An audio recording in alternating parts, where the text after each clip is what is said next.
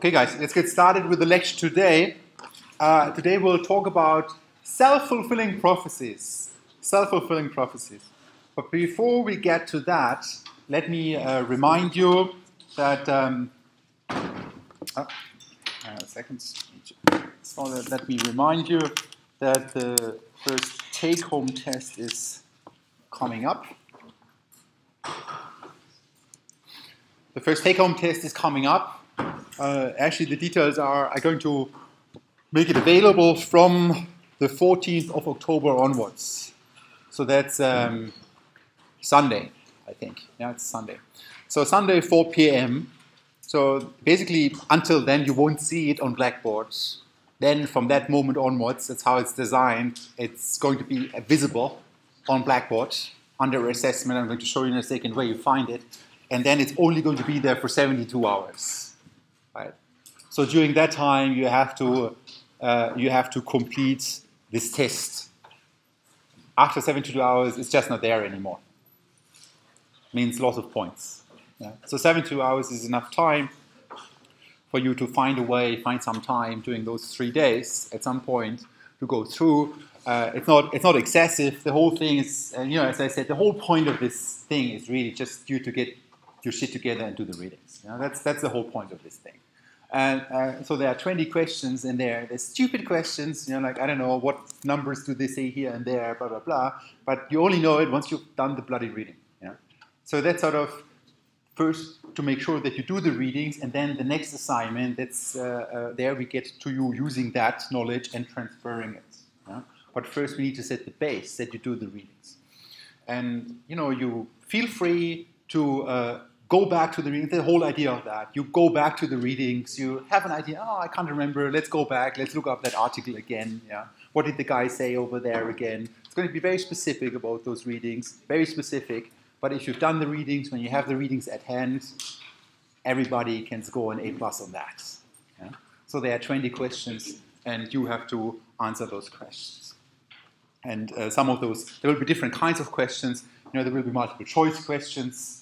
There could be multiple choice questions where only one answer is correct, but you will be then you are only allowed to have one answer. There could be a multiple choice question where multiple answers are correct. Then you can click multiple answers. Keep in mind that then there could be 4 correct answers. There could be 0 correct answers. There could be 1 correct answer, right? Then there will be questions. I think there's one question where you have to insert a number. And then where do you find the number? In the reading. Actually, the question guides you towards that reading. So let me, first of all, you find it on Blackboard, you complete it, you have 72 hours to complete it. Once you answer the question, you cannot change it anymore. Then you move on to the next one. It's going to be under assessment.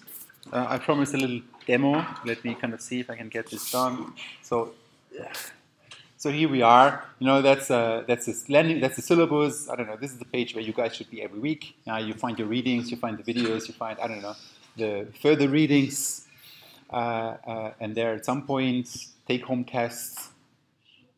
Right now, nothing happens when you're there.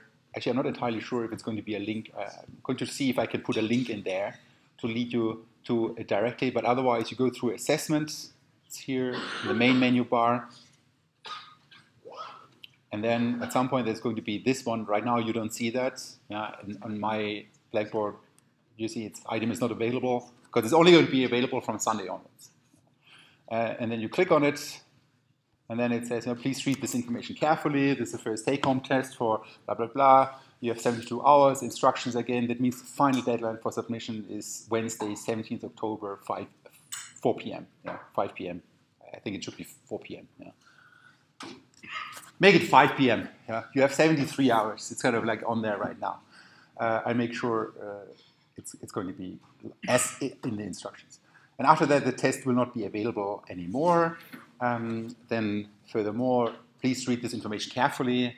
So please read it carefully. There are 20 questions, as I just said. When you start the test, you will present it with one question after the other.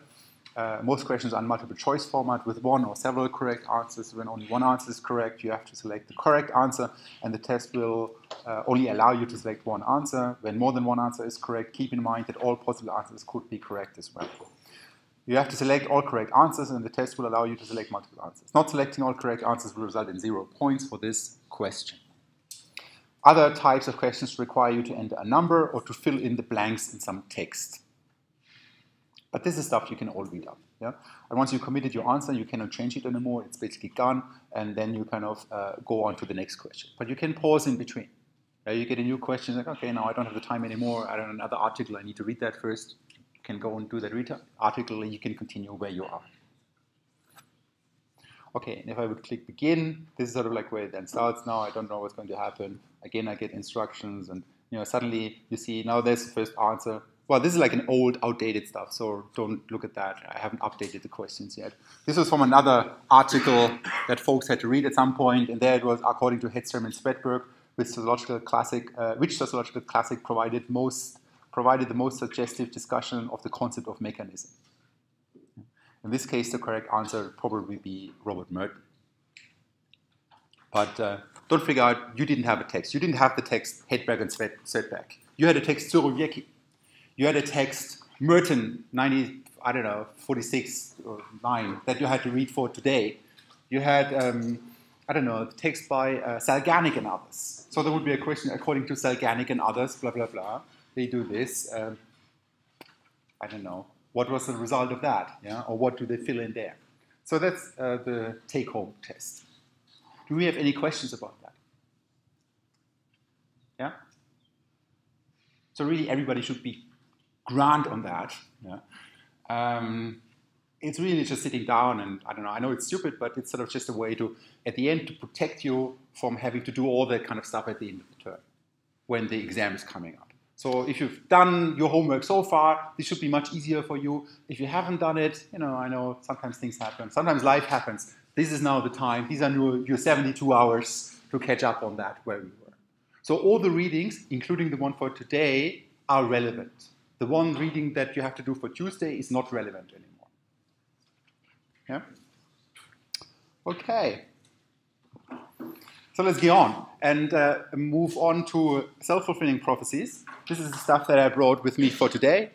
So first, I give a general introduction about self-fulfilling prophecies. I talk about it in groups. Then 2 examples where we talk in detail about it or how it's being applied. One is the educational context. It's funny because I use it all the time. I tell myself how intelligent you are. Well, obviously you can't count to 100. Yeah? But that makes me treat you in a different way, which then makes you become differently, which hopefully at the end of the day makes you excellent students. So you see how this works. And then we come back to the reading that you guys had to do for the last lecture about these hit ratings, the music lab studies, where they also did some very cool stuff about self-fulfilling prophecies. And at the end, we talk a little bit, if we have the time, about what are the conditions for self-fulfilling prophecies to occur.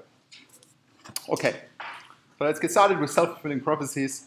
That's sort of like probably the name that is most familiar along those lines, but you can also find it in the literature among other names. The Oedipus effect, bootstrap induction, Bayesian conformity, Pygmalion effect, they all describe the same thing. It's all self-fulfilling prophecies. These are just different names that have been used in other contexts to describe it. But actually the concept itself, although it has been around for much, much longer, this is not a new thing, but it has been really made explicit by Robert Merton, actually in that reading that you guys had to do for today. And there you see, like, oftentimes in sociology, something is really obvious when you think about it, but hang on, we didn't really touch on it yet. Right? Actually, a lot of good sociological research in retrospect is obvious. When you read the best journal papers, you read them and think, God, why didn't we know that so far? Right? How comes we missed that?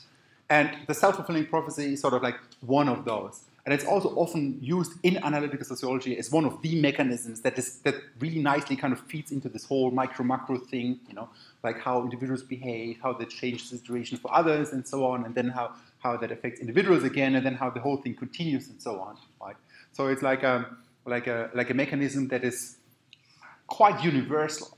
There's nothing very, it's still, when you read that definition by Merton, he says a self-fulfilling prophecy is a false definition of the situation evoking a new behavior which makes the originally false conception true.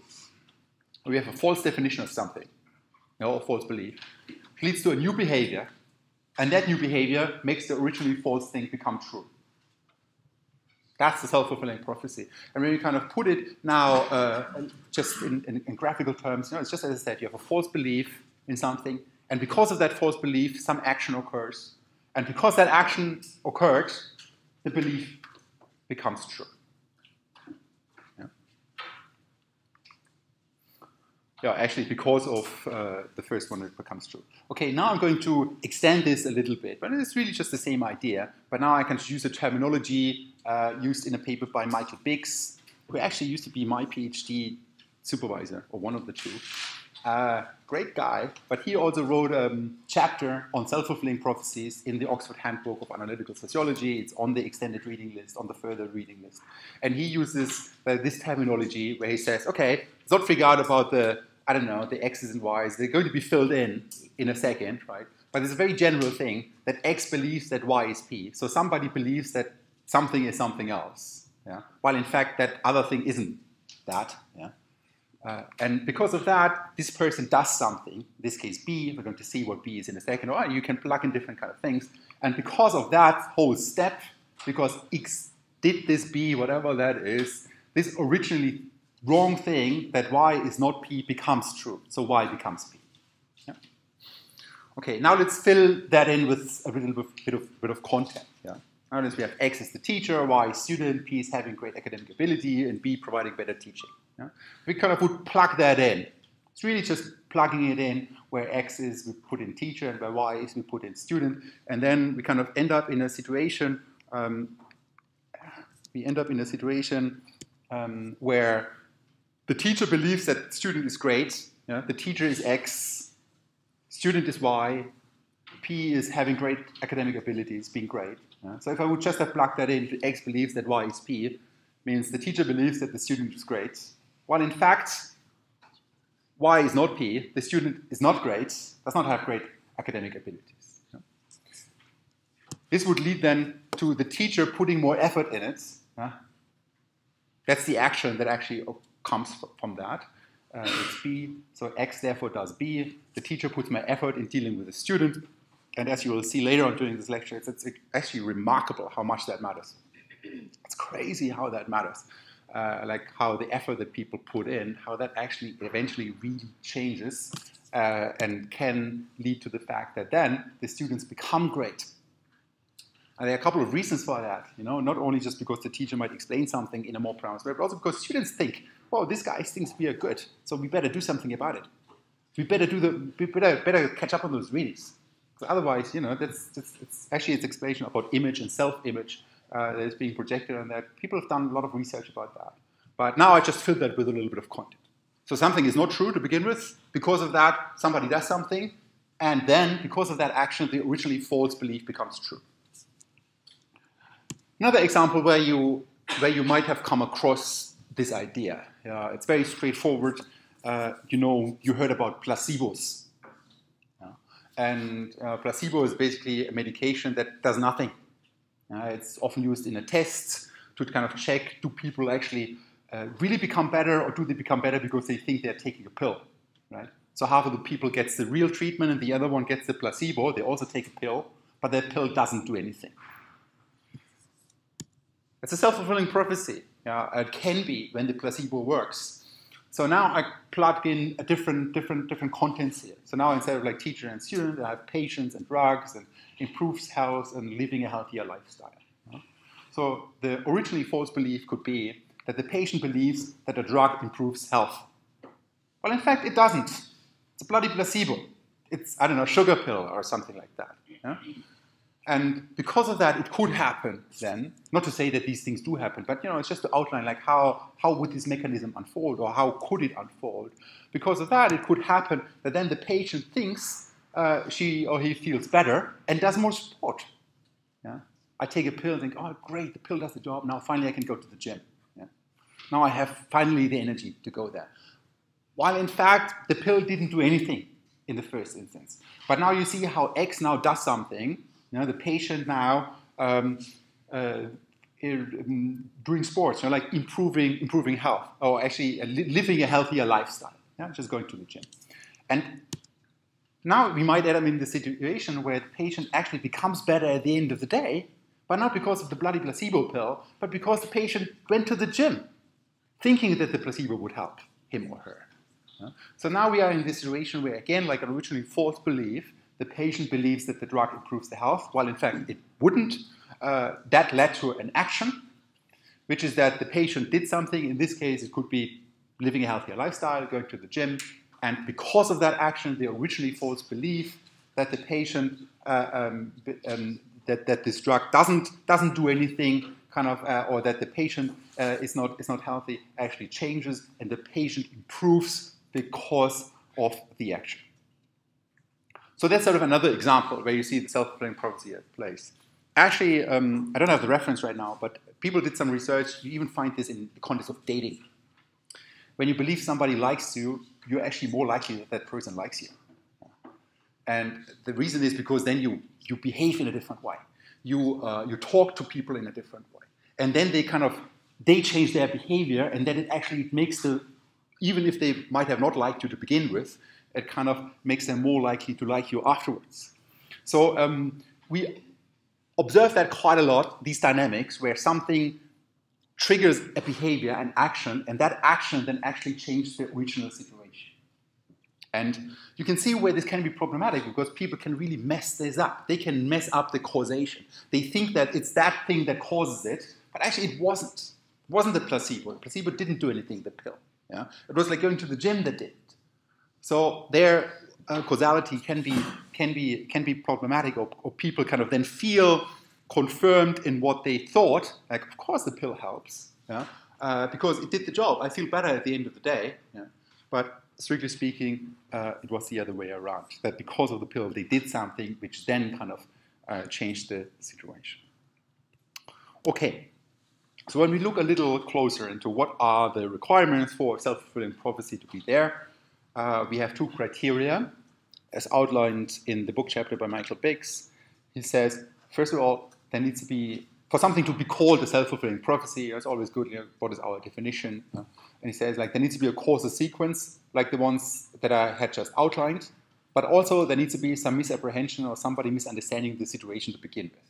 If there is no false belief, we don't have a self-fulfilling prophecy.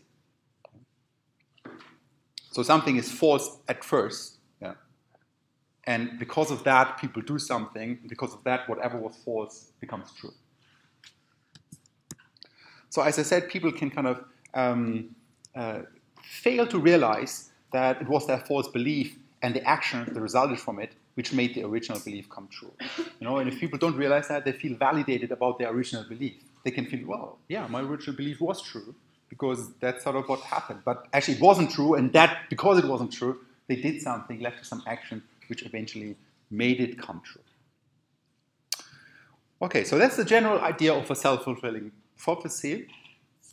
It's a quite universal thing, not to say that everything runs like that, no, but this mechanism can operate in various situations. So now I'm going to talk about self-fulfilling prophecies in groups.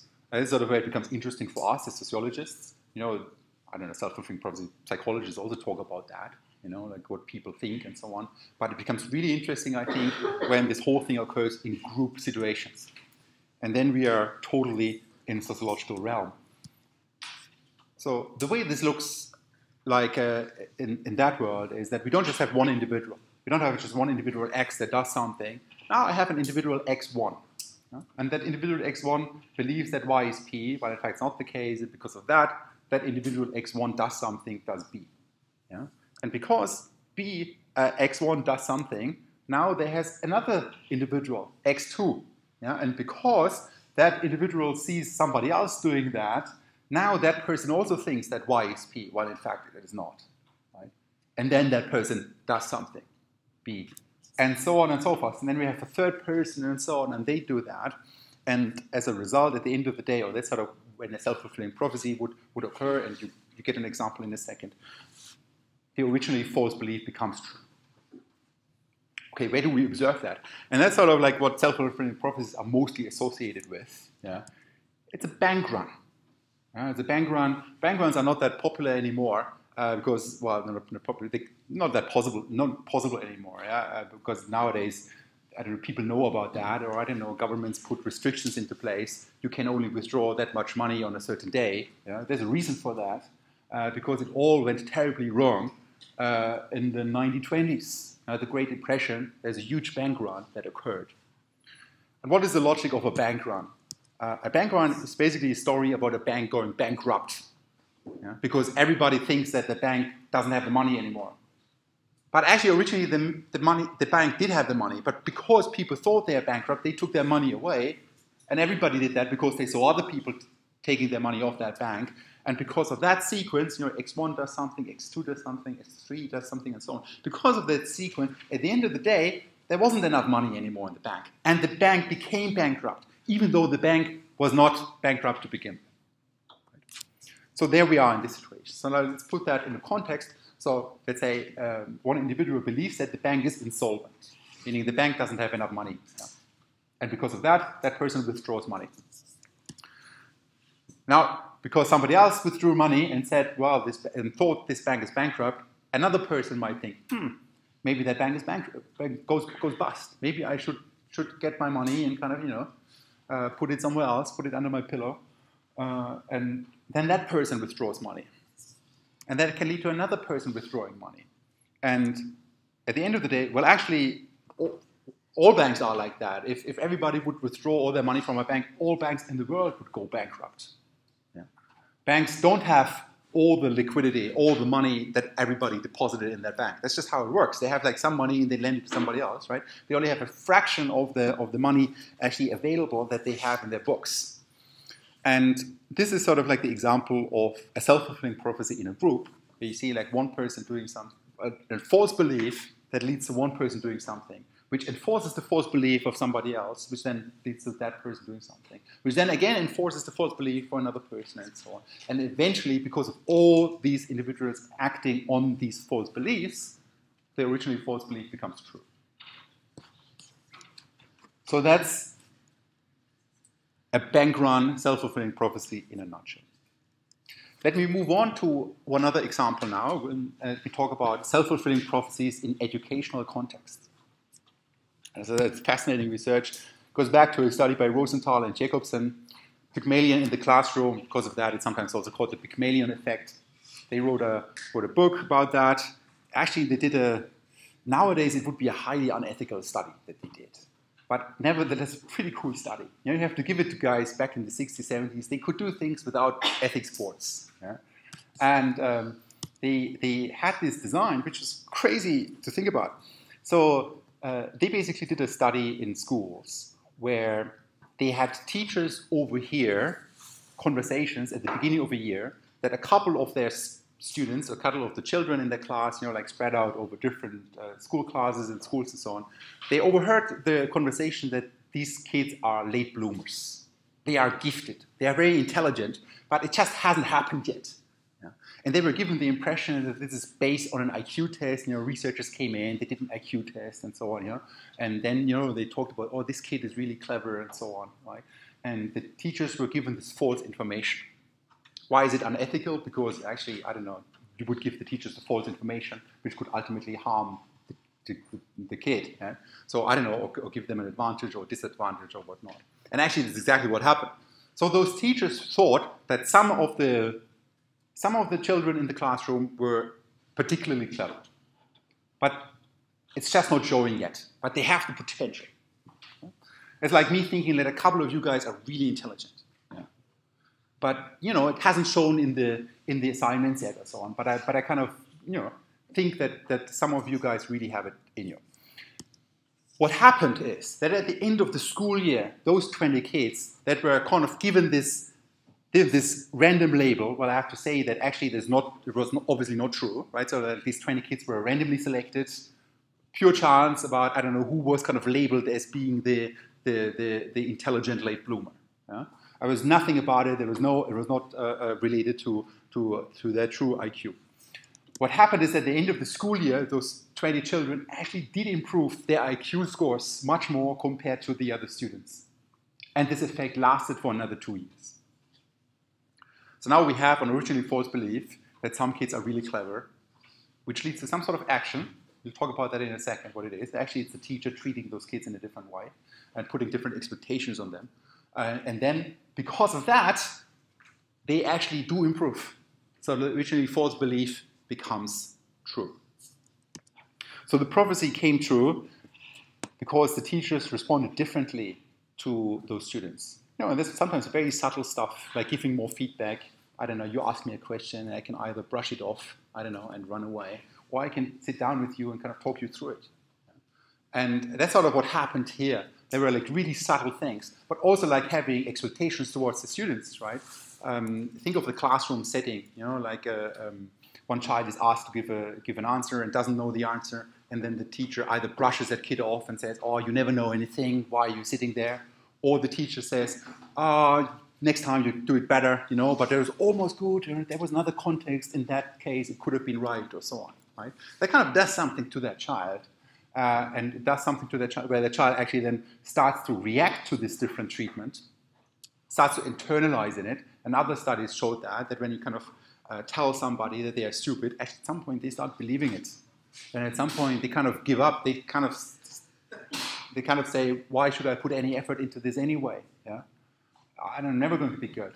Yeah? So I'm saying, well, everybody can score an A here. Everybody can score an A+, actually, even. Yeah? And actually, you really can. I really believe it. I'm not just saying this because I'm teaching self-fulfilling prophecies. I really think you can do that, right? But kind of, if I would tell somebody, oh, you're stupid, you're never going to make it, I think that's the worst thing you can do in an educational context. So the students reacted differently to the treatment that was, or to the effort that was being put in, which eventually made them improve. So when we put it in that context, the teacher believed that the student is great. We just talked about it already. Because of that false belief, the teacher actually put more effort into dealing with the student, and because more effort was being put onto a particular student, the student kind of actually did improve and became better at the end of the year. Sounds great, huh? We can use self-fulfilling prophecies to actually do something good. Yeah? Well, actually, as it turns out, it can also backfire. It can also go into the negative direction. As I just said, there can be like self-enforcing negativity in a way when you tell somebody that they are bad. But actually, a much more important one, or sociologically relevant example that Merton refers to were racial differences in education in the United States. Nowadays, I don't know, it's even hard to think about how not that long ago in the States, there was such a huge amount of segregation happening. People really discriminated like crazy. It's like really, really, really bad. Not until the civil rights movement in the 1960s and 70s, and even then afterwards, it kind of took quite a while kind of to overcome old racial prejudices that we know are just complete bonkers. But at the time, educators really believed, or some educators believed, that blacks are genetically inferior. They're not as intelligent. That's what some people believed at the time, which is obviously completely stupid. There's no reason why, your skin color should affect how intelligent you are. There's no reason, It has nothing to do with that. But that was a false belief that we had there. And now what did happen was that funds on education were funneled away from black communities. Like governing authorities thought, okay, why should we invest in a new school in a black neighborhood while those guys are probably not going to benefit that much from it anyway, because they don't have it in them, which is completely stupid. So funds were kind of put into white neighborhoods where they kind of hired better teachers, where they kind of provided better facilities and so on. And at the end of the day, you see where this is going. Actually, what happened is that actually those kids in those better schools with those better teachers, they became better, and they happened to be white. So now we have something, a false belief, where educators thought that blacks are inferior or not as intelligent, led to a certain action, which eventually kind of increased this inequality, which then people thought, okay, well, that's what we told you to begin with. So you can see how this can have massive negative effects as well. So according to Merton, whites deprive African Americans of education because they believed them to be intellectually inferior, and given such inadequate education, blacks became academically inferior. Okay, so that's one example where the self-fulfilling prophecies can have a positive impact, but also where it can go in take a negative turn. Now let me move on to the second example where I want to talk about self-fulfilling prophecies today, and that's coming back to the hit ratings and the Music Lab study that we talked about on Tuesday. So I remember it was this study, Matt Salganik and others at Columbia University. They created this website where participants could listen to and rate and download songs by unknown bands. It's really cool research at the time. 16,000 people signed up and downloaded all those songs, right? And they controlled the information that participants received about how much did others like these songs. Yeah? And last time we talked about basically the whole story was about that the ratings were different when people were given that information, what others liked, compared to when people were not given that information, what others liked. Now, that was the whole point of social influence matters here. Now we kind of move that to a next level. Yeah? So there, it's just the research design, how it looked like. We had the independent condition, like, I don't know, no information about what others liked, and the social influence condition, where, I don't know, you were told, or there was little information about how did others rate a particular song. That is different worlds, people were funneled off into different things, but now we're getting to the point where I want to get to. So within those social influence conditions, they actually conducted yet another experiment on the top of that. And they did an experiment which is also quite innovative in my thinking, is where after a certain, you have to imagine that people kind of signed up to this website and listened to songs. It's kind of like over time, more and more people gave these songs ratings. Yeah? At the end, it was 60,000 people, but it happened over time. It's not that all of them did it at once, right? The thing was online for a couple of weeks, and these songs, were there, and people could listen to it, and then those ratings came in.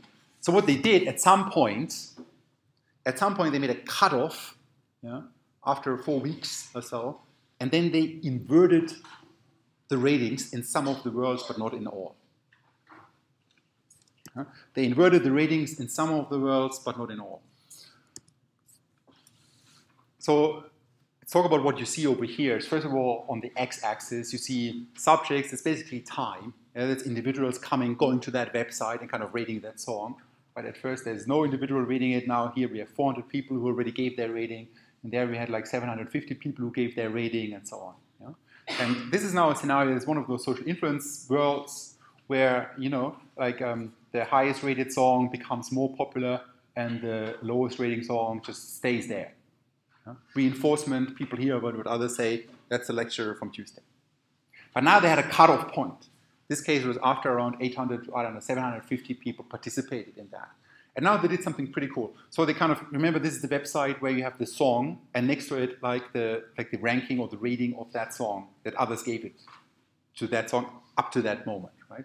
So in that cutoff point, they just inverted those ratings. Basically, they gave what was rated as the best song at that particular moment, they gave that song the rating of the worst song rated at that moment. So they gave, the first song, the rating of song number 48. There were 48 songs in this case. And they kind of gave song that was so far, at the very bottom of the list, number 48, they made that song artificially song number 1. So it's really just artificially changing those ratings. And they kind of flipped it around. That's sort of like the neat little design what they did. And so they did that in some of the worlds, but in others of the worlds, they didn't do it. And that's what you see now. So after this cutoff point where they kind of inverted the ratings in some of the worlds, and then you see those dashed lines as they continue, while in the solid line, these are the worlds where they didn't change those ratings. So let's first look at the solid line. So it's basically the line just continues, right? So the first song just becomes more popular and more popular and more popular. So more people download that song at the end of the day. Because that song is number 1 and so on. But now you see, now let's look at over here. Now here you see now this is the best rated song up to this moment. But now we kind of artificially change the rating of that song. Now we kind of pretend that this song is actually the worst song. And then what happens, actually the downloads, they are much worse. You see, if you compare this one to that one, if it would be all about the quality of the song, those ratings should be the same. There should be no reason why that one song should be downloaded more and the other one less. But in this case, it is exactly the same song, except that this rating was reversed. Right? So now what this shows us that by making a song artificially bad, which is actually false, it's a false belief because that song so far has been number one. But now we artificially make it bad. So it's like a false conception that we have. This is the worst song. And because of that, some action follows that individuals then actually download that song less than others, which then makes it become the worst. So that's what you see here. And actually you see it in the other way around as well. So like the worst song, this song at this moment down here was given the ranking number one artificially, even though it wasn't. And suddenly this song's download statistics went up like crazy. So it's about artificially bestowing success. That's actually what we'll talk about on Tuesday, about success breeds success, where you actually can make somebody successful and that person, or you give a little bit of success to somebody, and because of that, that person actually becomes even more successful. So it's called the Matthew Effect. It's another cool paper by Robert Cameron. Okay, they did this for the second best song compared to the second worst song as well, and the same pattern is there. Basically, the story is that inverting the ratings of those songs made the artificially highly rated songs receive higher ratings, even though they were not that good to begin with. And artificially lowly rated songs received lower ratings. Okay, so now I have a little bit of an exercise, a little bit of a group task. So I want you just to take a few minutes and think about other examples for self-fulfilling prophecies. Yeah? Okay, go 2 minutes.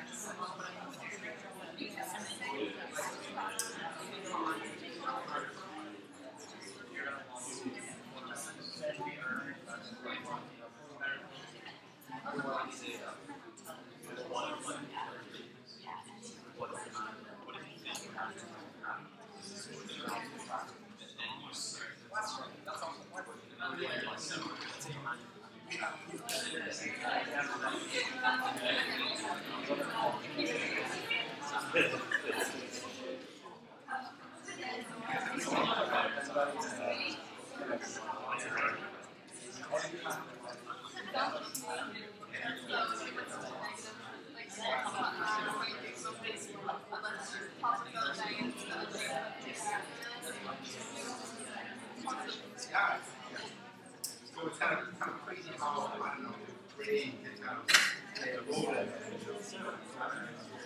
Very important, actually, it's a good idea for an exam as well.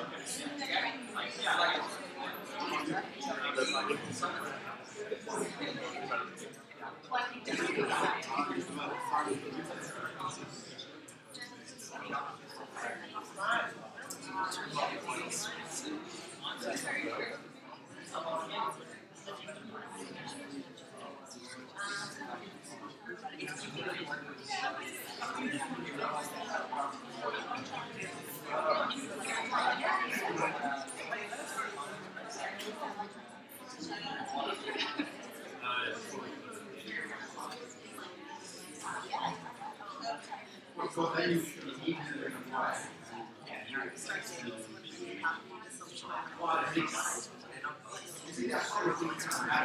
First of all,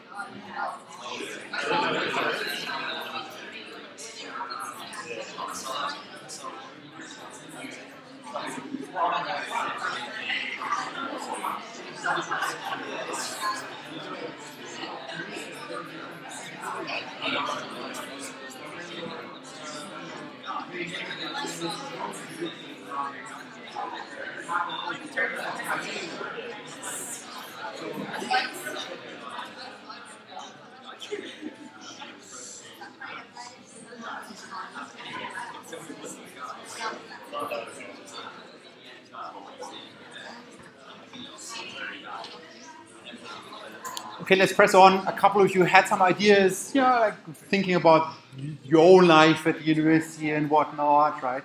A couple of you are actually struggling with finding something like that. This would be like, for example, like a typical essay question, like give an example of a self-fulfilling prophecy. Or actually, the last year I had like even one step further.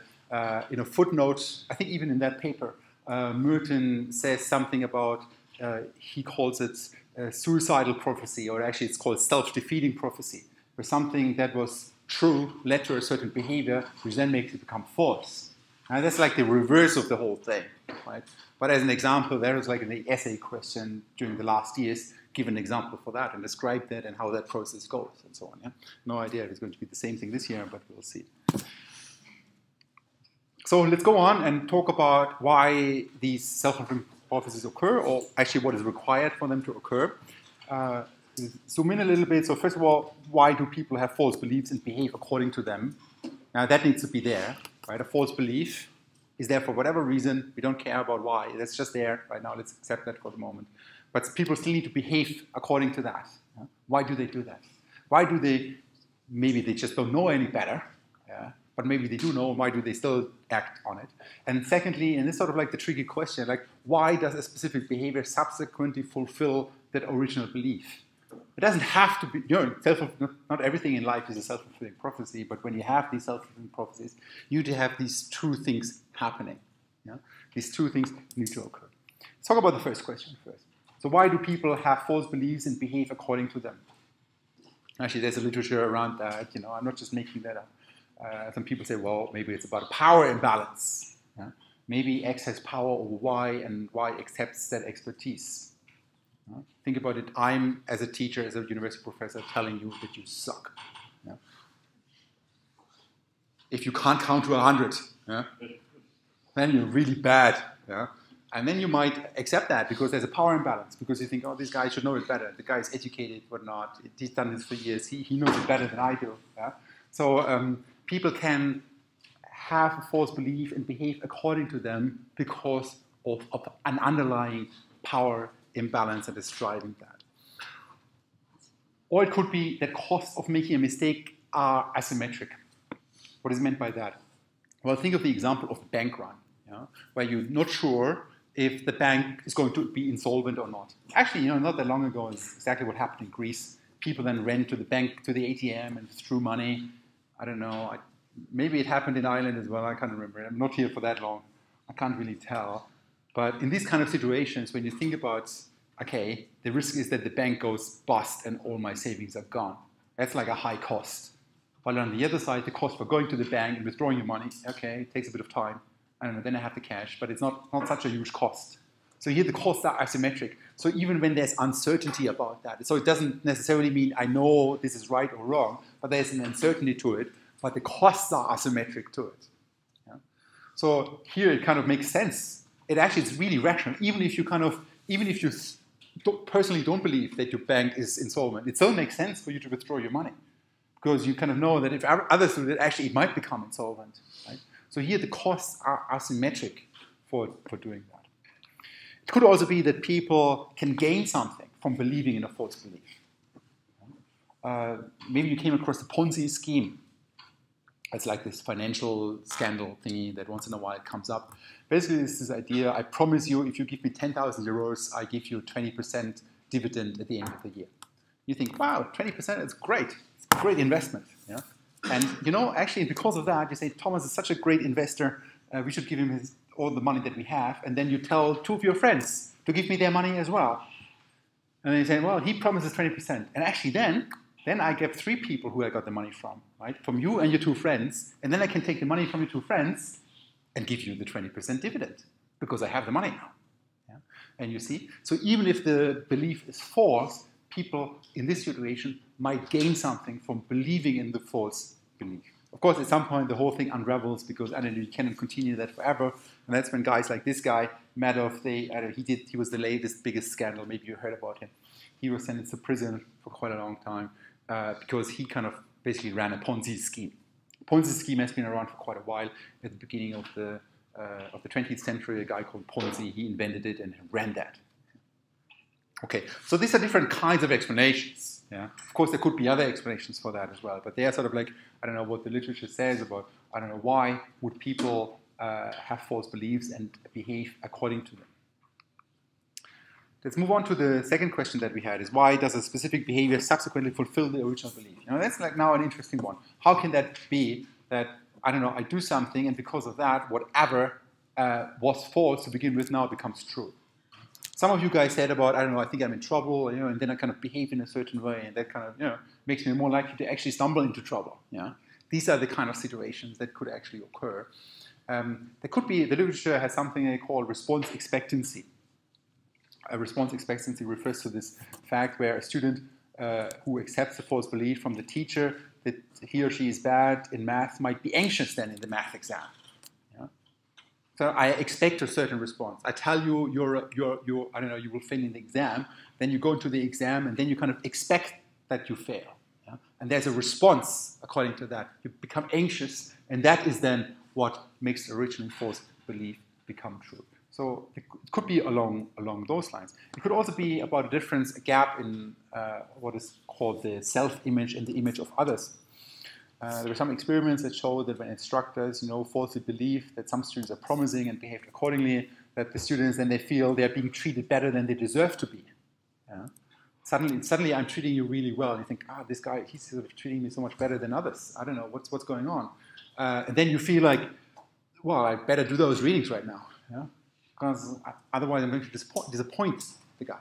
Or actually what there's a discrepancy between the image and the self-image. Yeah. And that's something, we talked about cognitive dissonance already before, that we try to resolve. Yeah? We try to match those kind of things in a way. So this is where this could be coming from. But there's, this is actually then not that much sociological research anymore, but still very interesting. What are sort of like these driving things? For us, it is relevant when one individual does something which leads into another individual behaving in a certain way, doing something, and then so on, and then ultimately what was false to begin with becomes true. What is the take-home message from this? Well, high expectations are the key. So give yourself high aims. Why? Because you're likely to become better at the end of the day. Of course, I have to say a caveat. Sometimes high expectations can crush you too. So you need to find the right mix. Yeah? I've seen people kind of going to the ground because they couldn't live up to their own expectations in a way. But it's fascinating what self-fulfilling prophecies can do. And when you know about it, you can apply it and you can use it. Anyway, so for Tuesday, we have the reading on success with success dynamics and see that. Yeah, question? No, that's not relevant for the take-home test.